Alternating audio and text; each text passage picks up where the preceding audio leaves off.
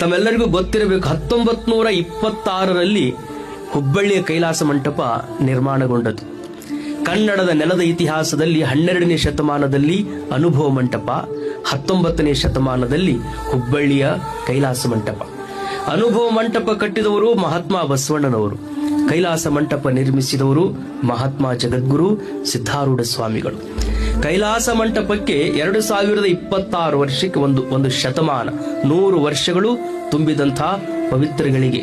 ಅಂಥ ಕೈಲಾಸ ಮಂಟಪಕ್ಕೆ ಮಹಾತ್ಮ ಗಾಂಧೀಜಿಯವರು, ಲೋಕಮಾನ್ಯ ತಿಲಕರು, ಬ್ರಹ್ಮಚೈತನ್ಯ ಮಹಾರಾಜರು, ಕನ್ನಡದ, ಮಹಾರಾಷ್ಟ್ರದ, ಆಂಧ್ರ ಪ್ರದೇಶದ, ಬಹುತರವಾಗಿ ನಮ್ಮ ದೇಶದ ಎಲ್ಲ ಅಧ್ಯಾತ್ಮ ಮುಮುಕ್ಷುಗಳೆಲ್ಲ ಒಂದಲ್ಲ ಒಂದು ಸಮಯಕ್ಕೆ ಭೇಟಿ ನೀಡಿದಂತಹ ಬಹುದೊಡ್ಡ ಇತಿಹಾಸವುಳ್ಳಂತಹ ಮಂಟಪ ಅಂದ್ರೆ ಅದು ಹುಬ್ಬಳ್ಳಿಯ ಜಗದ್ಗುರು ಸಿದ್ಧಾರೂಢ ಸ್ವಾಮಿಯ ಕೈಲಾಸ ಮಂಟಪ ಅನ್ನೋದನ್ನ ನಾವೆಲ್ಲರೂ ನೆನಪಿನಲ್ಲಿಟ್ಕೋಬೇಕು.